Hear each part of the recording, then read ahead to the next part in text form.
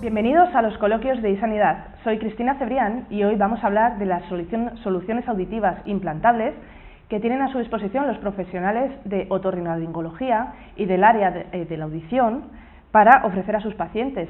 Hay que tener en cuenta que de todos los adultos que necesitan un implante coclear, tan solo el 10% lo recibe. También tenemos ocasión de hablar sobre las plataformas que ofrecen a los profesionales información especializada y concisa sobre el ámbito de los implantes auditivos, en el que también existen algunas carencias formativas. Un ejemplo de ello, de este tipo de plataformas, lo encontramos en Hear Better. Esta es una comunidad de acceso gratuito para los profesionales que fomenta la información y el intercambio de conocimiento y experiencias. Además, les permite a estos profesionales la asistencia a cursos, a jornadas y a eventos exclusivos. Y para hablar de todo esto, hoy contamos con la presencia de 4 expertos en el área.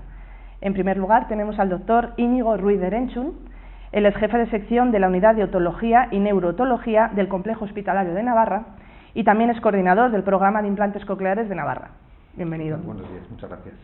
También tenemos al doctor Luis Lazaleta, jefe de sección del Servicio de Otorrinolaringología del Hospital La Paz de Madrid y presidente de la Comisión de Otología de la Sociedad Española de Otorrinolaringología y Cirugía de Cabeza y Cuello. Bienvenido, Luis. Buenos días.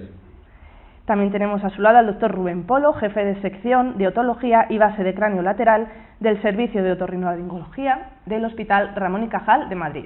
Bienvenido. Y por último tenemos al doctor Carlos de Paula, médico adjunto de la Unidad de Otología, Implantes Auditivos y base de cráneo lateral del Hospital La Fe de Valencia. Bienvenido. Pues nada, hechas las presentaciones, vamos ya a comenzar con la primera pregunta, que sería ¿cuál es el objetivo de la plataforma Hear Better y a qué perfiles profesionales se dirige? Pues si le parece, doctor Íñigo.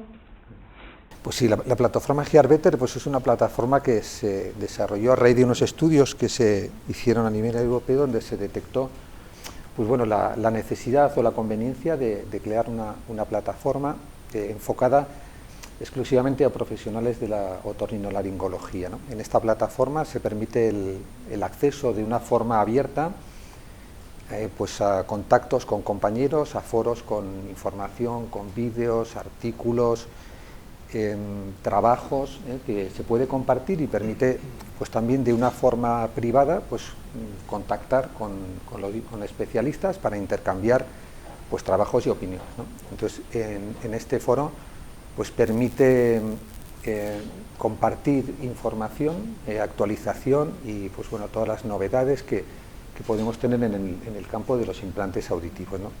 De esta manera, pues los que ya son expertos en implantes o tienen conocimientos pueden intercambiar sus opiniones, mejorar, compartir experiencias. También permite pues a otólogos que están en fase de desarrollo, que son más jóvenes y no tienen experiencia, pueden acceder a conocimientos y mejorar su formación, y todo esto pues encaminado pues con el beneficio dirigido al paciente, ¿no? Tanto el de los profesionales con experiencia como de los que están en desarrollo para, digamos, mejorar la calidad de vida de las personas sordas. ¿Y a qué perfiles de profesionales se dirige? Porque hablábamos eso de, a lo mejor, de médicos más jóvenes, ¿no?, que necesitan más formación, otros más expertos. Bueno, yo creo que está dirigida a los dos perfiles, ¿no? Digamos que los profesionales con experiencia comparten la suya propia y se benefician de la experiencia de compañeros, actualizan pues información, investigación, y los más jóvenes pues pueden pues manifestar sus inquietudes y aprender, pues como digo, tanto como de vídeos, de trabajos completos, de webinars o de artículos. ¿Y qué perfiles de pacientes se pueden beneficiar de las soluciones auditivas implantables? Y no somos conscientes del desarrollo que ha habido en los últimos años. Es algo absolutamente bestial, ¿no? Si pensamos la situación hace 40 o 50 años, alguien que oía mal básicamente tenía 3 soluciones: operar el oído si lo que tenía era un oído crónico, operar el oído si lo que tenía es una enfermedad muy específica que se llama otosclerosis, y antes de los primeros implantes lo que teníamos era audífonos que no se parecen nada a lo que tenemos ahora, ¿no? Ahora, en 2023 tenemos una cantidad de implantes quirúrgicos de conducción ósea de oído medio, cocleares, de tronco, y entonces pues una plataforma como esta es fundamental para ayudar a mantenernos actualizados, ¿no? Yo creo que es algo esencial en el mundo en el que vivimos, y el perfil de acceso es absolutamente variado. Profesionales con distinto conocimiento sobre los implantes, desde los más avanzados, como decía Íñigo, para compartir experiencias, evitar complicaciones, y la gente que tiene menos experiencia para saber realmente qué hay hoy disponible para un paciente concreto, que es algo realmente complejo, ¿no? Y hablando de esto, ¿no?, de esta gran variedad de dispositivos que hay, ¿el propio paciente es consciente de tantas opciones que puede tener, o eso es parte, ¿no?, del profesional sanitario el que se encarga, bueno, de ofrecerle esta variedad de dispositivos? ¿Son conscientes realmente? El paciente llega a nosotros con un problema de pérdida de audición, y lógicamente nuestra misión es ofrecerle para ese tipo de problema específico qué opciones hay. Claro, no podemos engañarnos, los pacientes tienen acceso a Internet y cuando llegan la mayoría ya han hecho sus búsquedas, y el problema es ese, que la información que tenemos en Internet pues muchas veces no es completa, a veces está sesgada.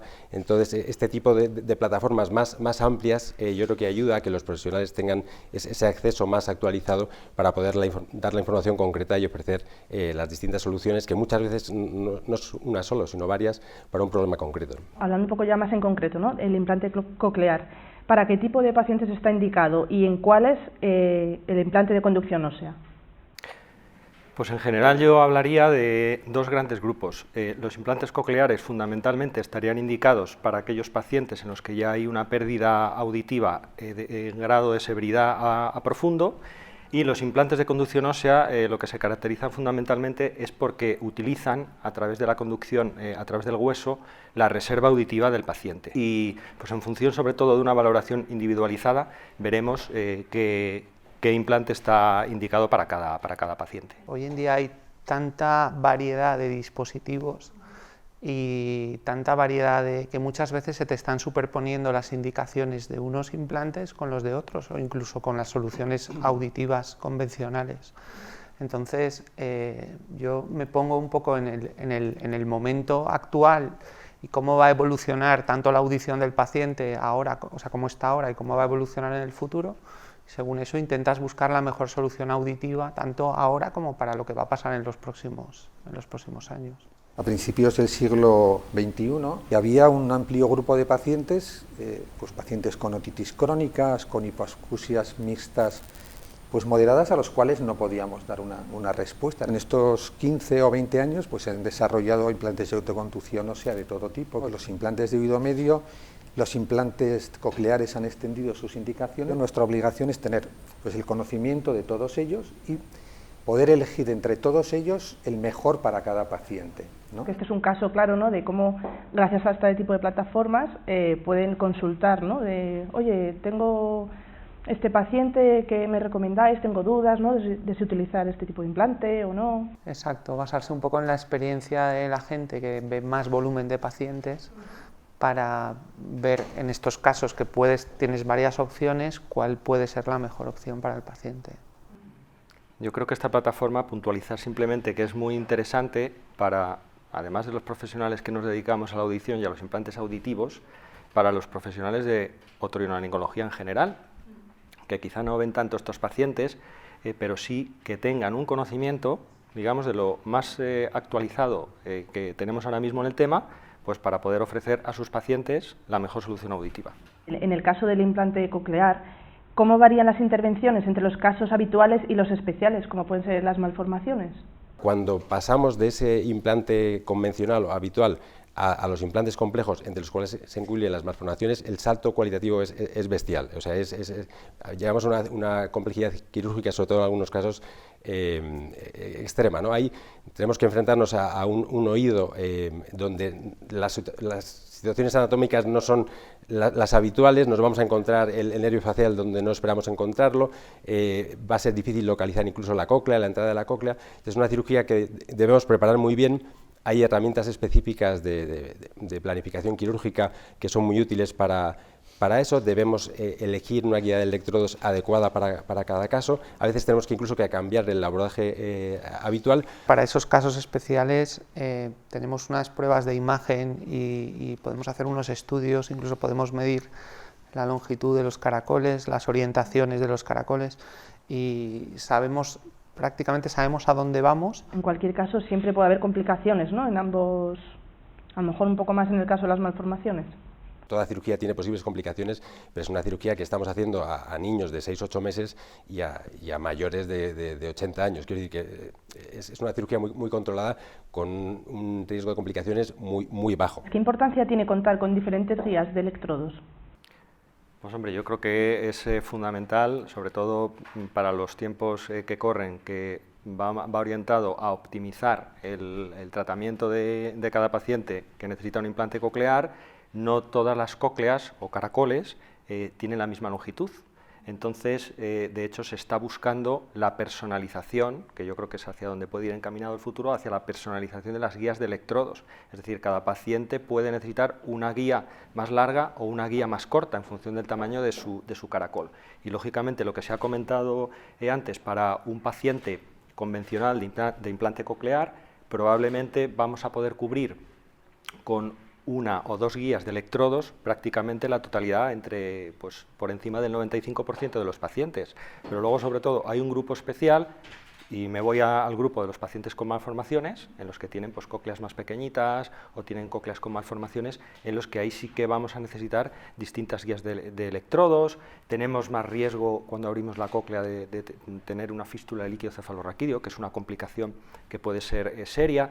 Eso lo tenemos que taponar, entonces las guías de electrodos a veces vienen con un taponcito al final que permite un mejor sellado. Es decir, desde mi punto de vista, ahora es fundamental disponer de varias guías de electrodos, sobre todo por lo que he dicho, para la optimización de los resultados del implante.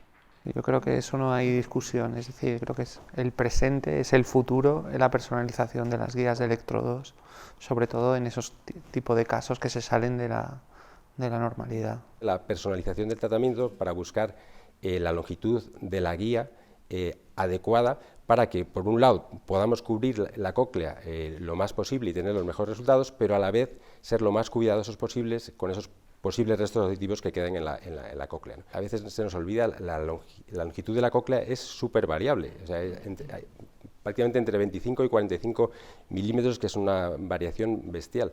Entonces tenemos la posibilidad de medir las cócleas, calcular la guía de electrodos, incluso hacer una prueba radiológica después de la cirugía, medir la inserción, hacer una programación adecuada a esa inserción. En el caso del implante coclear, ¿recomiendan este tipo de implantes en sorderas unilaterales y bajo qué indicaciones sería? Bueno, hablando de indicaciones que se mencionó al principio de los implantes cocleares, por un lado está la indicación audiológica clásica, que ya era para aquel paciente con una hipoacusia neurosensorial. En los últimos años se ha visto una emergencia de diferentes indicaciones, en el cual pues, esa indicación audiológica se ha ido reduciendo, es decir, cada vez indicamos el implante coclear en pacientes con una audición mejor, porque podemos proporcionar mejores resultados, y también una serie de indicaciones emergentes clínicas. De hecho, pues, inicialmente solo se ponían de un lado, que eran los implantes unilaterales. Ahora ya es común y frecuentísimo colocar los implantes bilaterales, sobre todo en los niños, que es fundamental para el desarrollo auditivo. Están los pacientes con acúfeno o tinnitus de características incapacitantes, que no es que se indicara el implante para tratar su pérdida auditiva profunda, sino que se indicaba el implante para tratar su acúfeno. Incluso algo impensable hasta hace unos pocos años, pues era la sordera unilateral, es decir, un paciente que escucha bien de un lado y tiene una hipoacusia profunda en el otro, que eso es lo que conocemos como hipoacusia unilateral. Y hoy en día, pues yo diría que desde el año 2008, que se empezaron a hacer los primeros casos, pues es una de las indicaciones más emergentes, incluso en pacientes con tumores del nervio auditivo. La hipoacusia unilateral es un tema, yo creo que especialmente controvertido, ¿no? Porque bueno, un paciente que queda sordo de un oído, pero tiene el otro oído con una audición normal. Normalmente, pues bueno, la solución que se suele recomendar es pues la adaptación de audífonos con sistemas Cross, que lo que hacen es enviar por un sistema Bluetooth pues la señal de audición del oído sordo al oído sano, de tal manera que el paciente pues que quita el efecto barrera y mejora su comunicación social mejora su comunicación en ruido, pero desde luego no tiene una bilateralidad y sigue oyendo por un oído, pero con un dispositivo lo mejoramos. Es relativamente frecuente que padres que vienen con niños o niñas que tienen una sordera unilateral, es verdad que oyen perfectamente por un oído, no oyen por el otro, como explicaba Íñigo, eso al final, la cantidad de audición que se tiene es la misma, pero uno tiene una serie de limitaciones para localizar sonidos, para entender en ambientes ruidosos, y sobre todo en el caso de los niños en desarrollo, lo que les va a suponer es un sobreesfuerzo para realizar las actividades diarias, pero existen ciertas incertidumbres sobre si realmente es imprescindible poner un implante si solo oímos por un oído, y luego el resultado que vamos a tener tampoco lo podemos predecir del todo, con lo cual es una situación muy angustiosa para los padres que, por una parte, demandan una solución. Nuestra misión es eso, explicarles las opciones que tenemos disponibles, pero sin poder asegurarles realmente el beneficio en todos los casos, ¿no? Pero, dicho esto, como ha explicado Íñigo, yo creo que ha habido una evolución absoluta. Esto era implanteable hace años. Hablando de los niños, lo que sí que hemos visto, porque la indicación de los niños no es antigua, es muy reciente. Y lo que sí que hemos visto es que tú hoy en día puedes controlar con el implante coclear el tiempo de uso del implante coclear, y cuando operamos las sorderas unilaterales te das cuenta que, claro, si tú tienes un niño muy pequeñito que no controlas el tiempo de uso, básicamente ese tiempo de uso depende de los padres, pero nosotros hemos hecho estudios y hemos visto que a medida que el niño va avanzando en edad, el tiempo de uso va aumentando de forma espectacular, es decir, que el propio niño es el que se da cuenta de las necesidades que tiene de llevar el implante coclear, porque verdaderamente le está ayudando, sobre todo en su ambiente escolar, y a medida que se va complicando lo que es la escolarización, lo va a echar más de menos, ¿vale? O sea, lo va a necesitar más. Aquí yo creo que influye mucho el tiempo de implantación, que sí, lo que comenta Carlos, que lo fundamental o lo ideal para estos niños es que se implanten, que se detecte la hipoacusia, porque a veces la hipoacusia profunda unilateral no se diagnostica en el primer periodo de vida en todos los pacientes. Entonces, en este caso, lo fundamental para lo que comenta Carlos es que se implante en un periodo temprano. ¿Cuánto tiempo tarda desde que se realiza el implante en obtenerse los resultados? ¿Es algo inmediato o es algo un poco más progresivo? Bueno, el implante se activa al mes de la intervención, con lo cual pues hay un periodo durante un mes en el que es un proceso de cicatrización que esperamos para que, bueno, pues colocar el procesador, que lleva un imán que debe estar en contacto o próximo al implante, pues eso esté adecuadamente y no haya problemas, ¿no? Entonces hay un proceso de rehabilitación pues que se extiende en el tiempo y que se puede extender más allá. En adultos, pues hasta más allá de un año se pueden obtener mejoría y digamos que mejorar el resultado del implante siempre y cuando haya un trabajo del paciente pues con el logopeda y un trabajo en su domicilio. Los resultados se obtienen de forma progresiva, ¿no? Nosotros siempre decimos al paciente que lo importante, o sea, es muy importante la indicación, la selección del paciente, la cirugía, todo eso se da por hecho, pero realmente el resultado del implante va a depender de la rehabilitación, del esfuerzo que haga el paciente y del trabajo. Claro, aquí se nos ha olvidado comentar un poco la diferencia. Hemos hablado que el implante coclear como regla general está indicado en la sordera profunda, cuando ya no vale un audífono bien adaptado, pero claro, hay que dividirlo en dos grupos fundamentales. Uno, lo que llamamos los pacientes poslocutivos, son los pacientes habitualmente adultos o niños mayores que ya han oído y pierden la audición, o bien de forma brusca o lo más normal que sea de forma progresiva. En esos casos, explicaba Íñigo, la rehabilitación la hacemos sobre un lenguaje que está previamente construido. Los niños que nacen sordos, lo que llamamos la sordera prelingual o prilocutivo, no han oído nunca. A veces se nos olvida, lo de hablar es una cosa tan común que a veces pensamos que es algo que heredamos de nuestros padres, y no, es un proceso de aprendizaje y un proceso activo, y si no hay audición no puede haber lenguaje. Entonces, en estos niños, cuando colocamos el implante, van a aprender a hablar y a oír prácticamente a la vez, como aprenden a hablar todos los niños no oyentes. Entonces, en estos casos la rehabilitación es mucho más larga, es fundamental. Y volviendo un poco al tema, ¿no?, de las indicaciones, estamos viendo, bueno, la esperanza de vida se va alargando, cada vez hay más personas mayores, más pacientes mayores, ¿no?, también. Entonces, un poco en esto, ¿cómo influye la edad también, ¿no?, a la hora de las indicaciones para este tipo de implantes? Bueno, la verdad es que yo, mi experiencia, lo que estoy viendo por abajo, es decir, los niños, es que cada vez estamos detectando, o sea, tenemos un diagnóstico claro antes, Es decir, antes operábamos niños a partir del año y pico, una cosa así, cuando verdaderamente teníamos todo el estudio completo y sabíamos que ese paciente era candidato a implante coclear, y hoy en día con los procesos de screening auditivo, es decir, con las detecciones precoces de la pérdida auditiva, podemos tener prácticamente un niño a los 6 meses, 6-7 meses, podemos saber si ese niño va a ser buen candidato a audífono o si va a necesitar una ayuda más.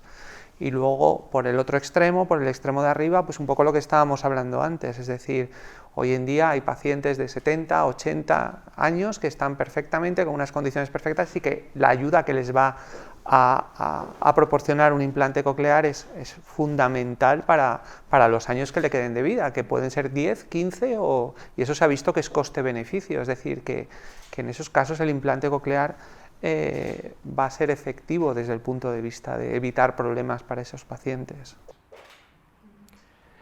Aquí para los bebés, que recalcar lo que ha dicho Carlos, que lo fundamental son los programas de cribado, que existen prácticamente en toda España, y es que más del 90% de los niños, o más del 90% de las sorderas profundas de los niños, se diagnostican o se sospecha desde el nacimiento. Yo creo que está perfectamente explicado, solamente me gustaría incidir en una idea que es el deterioro cognitivo.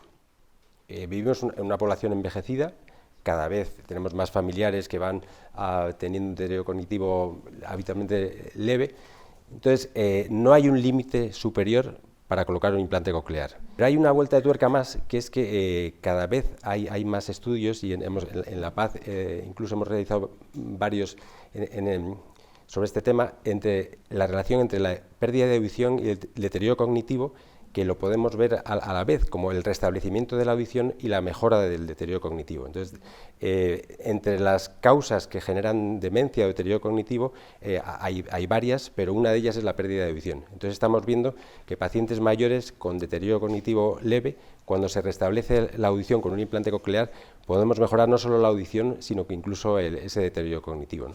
La valoración cognitiva por parte del neurólogo es fundamental, ¿no?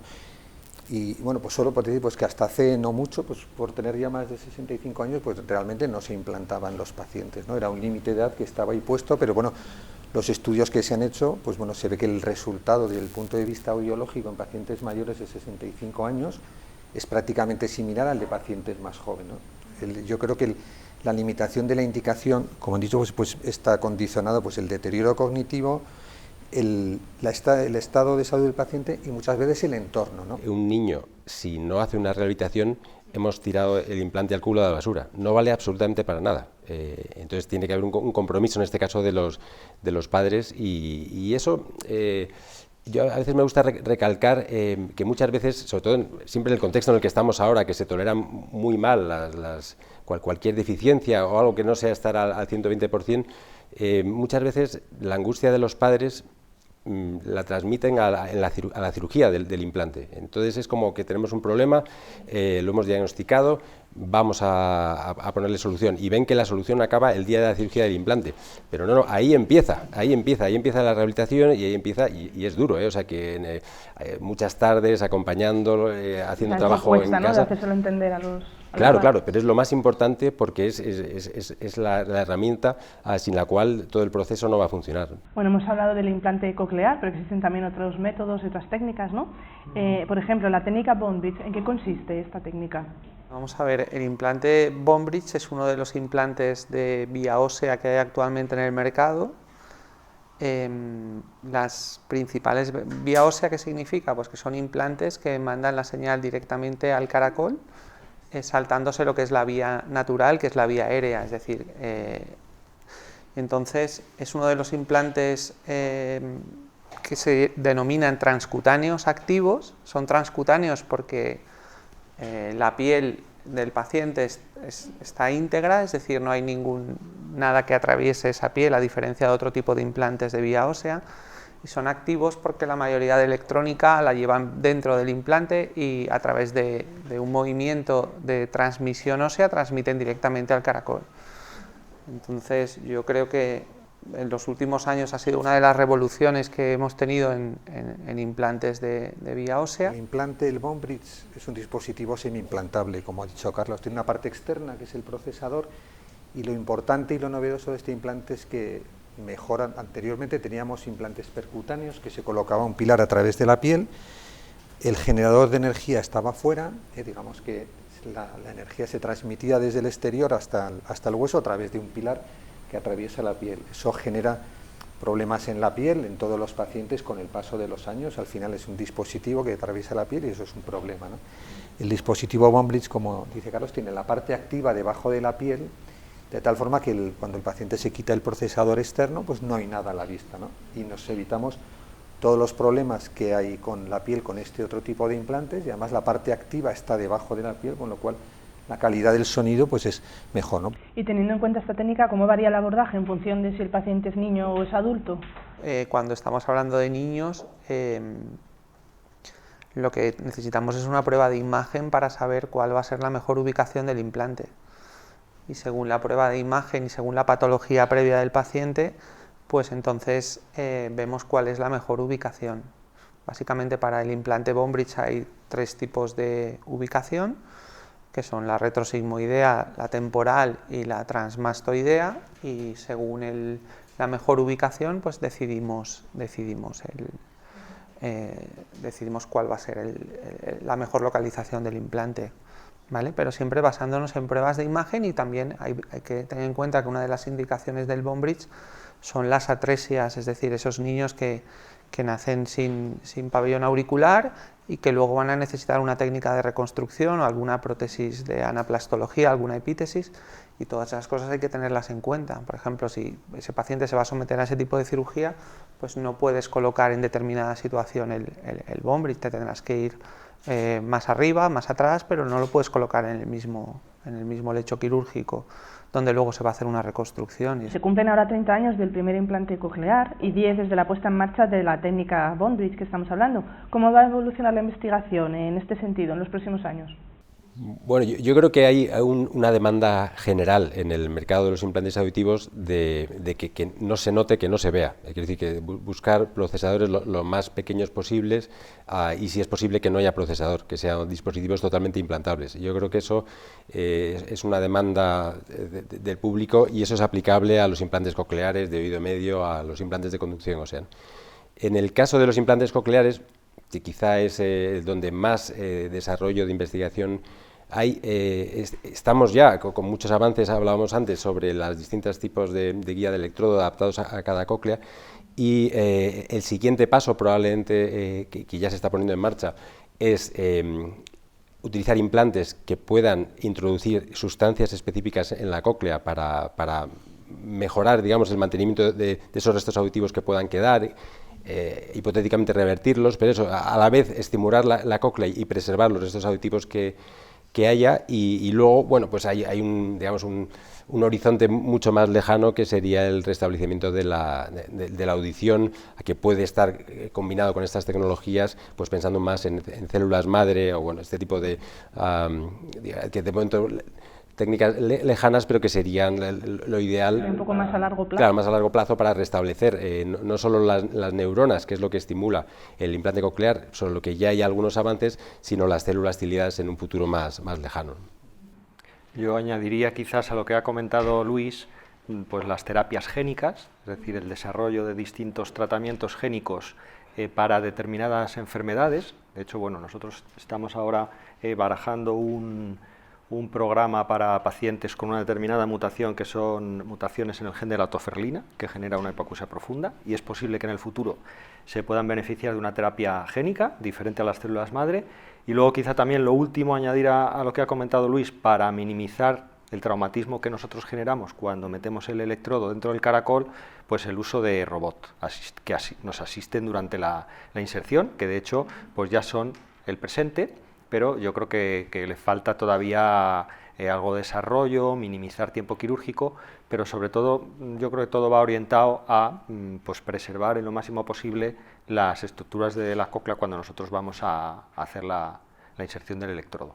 En el caso de los implantes de oído medio, ¿en qué se diferencian de un audífono y qué ventajas tiene el implante Vibrant Sound Bridge frente a otros dispositivos? El implante activo de oído medio realmente se desarrolló pues en la década de los 90, ¿no? En una empresa, el Vibrant Sound Bridge, inicialmente por una casa californiana, se llamaba Symphonics, buscando, digamos, una alternativa o dando una opción de audición a los pacientes que no tenían un resultado satisfactorio con un audífono, pero no eran candidatos para un implante coclear, ¿no? Ahí había un espectro de población o pacientes con intolerancias, problemas con audífonos, ¿no? Este implante se desarrolló para sorderas neurosensoriales inicialmente, pero bueno, yo creo que fue en el año 96 el profesor Fisch quien puso el primer implante, y a finales de la década, pues cuando ya obtuvo el marcado CE y de la FDA, etcétera. Pero este implante, digamos, cayó en desuso por la casa, se abandonó por la casa Symphonics, y a principios del siglo pues lo tomó la patente la casa Medel para pues seguir utilizándolo, ¿no? Inicialmente se utilizaba como para solo sorderas neurosensoriales, pacientes con intolerancia a audífonos, alergias, otitis externas, pero luego las indicaciones se extendieron por hipoacusias mixtas e hipoacusias conductivas, ¿no? Digamos que ¿tiene ventajas respecto a un audífono? Pues tiene ventajas porque el implante de oído medio estimula directamente la cadena de huesecillos, dispone de un dispositivo que mediante acopladores que se han ido desarrollando en los últimos años nos permite acoplarlo a, digamos, casi todas las situaciones que tenemos en el oído medio, cualquier resto de huesecillos. Este estímulo llega directamente a través de la cadena de huesecillos, con lo cual, digamos, hay menor distorsión del sonido, menor empleo de energía, se evitan procesos de resonancia y obtiene un mayor beneficio en frecuencias agudas, ¿no? Al estar colocado el procesador detrás de la oreja, pues no hay una sensación de oclusión en el conducto, se hace más cómodo el uso para el paciente, y tampoco hay problemas de acoplamiento, ¿no? De tal manera que pacientes que no pueden utilizar audífonos obtienen un gran resultado, ¿no? Yo en mi experiencia creo que ahora los resultados del Vibrant son buenos porque lo has filtrado, has descartado otras posibilidades, has probado. Tú hoy en día los implantes de vía ósea los puedes probar antes, entre comillas, es decir, existen unos estimuladores vía ósea, los puedes probar, entonces te permite ir tachando lo que no sirve para al final llegar al Vibrant y decir, pues probablemente este paciente con ese implante va a funcionar muy bien. Y en este caso influye también la edad, no sé si a la hora de indicarlo, da igual que sea un niño o un adulto. Yo diría que aquí en general la indicación es fundamentalmente para adultos, y en el caso de niños pues lo puedes valorar en casos de malformaciones. Lo que pasa es que aquí llega el problema del solapamiento de indicaciones. Muchas veces el implante de oído medio requiere una experiencia quirúrgica o quizás requiere una técnica mucho más refinada que a lo mejor colocar un dispositivo de conducción ósea en los casos en los que hay una indicación hay un solapamiento de indicaciones. Entonces, en la mayoría de las veces los cirujanos eligen, digamos, lo más sencillo, lo más fácil. Entonces, una de las cosas que ha hecho Vibrant positivísimo para mí a lo largo de los años es que con la aparición de los acopladores ha hecho la cirugía más reproducible. Cuando hay un caso en el que tengo dudas sobre uno u otro, pues quizá, como dice Carlos, y tengo la indicación clarísima, me voy más para un Vibrant, porque la calidad muchas veces de la audición es mayor. En estos años se han desarrollado distintos implantes y, pues bueno, incluso totalmente implantables, con buenos resultados, pero han ido quedando todos por el camino, ¿no? Y el único que ha quedado y que persiste con buenos resultados es el Vibrant Soundbridge. Hasta aquí nuestro coloquio. Muchísimas gracias por su participación. Y a nuestra audiencia les recordamos que nos pueden seguir en www.isanidad.com. Muchas gracias.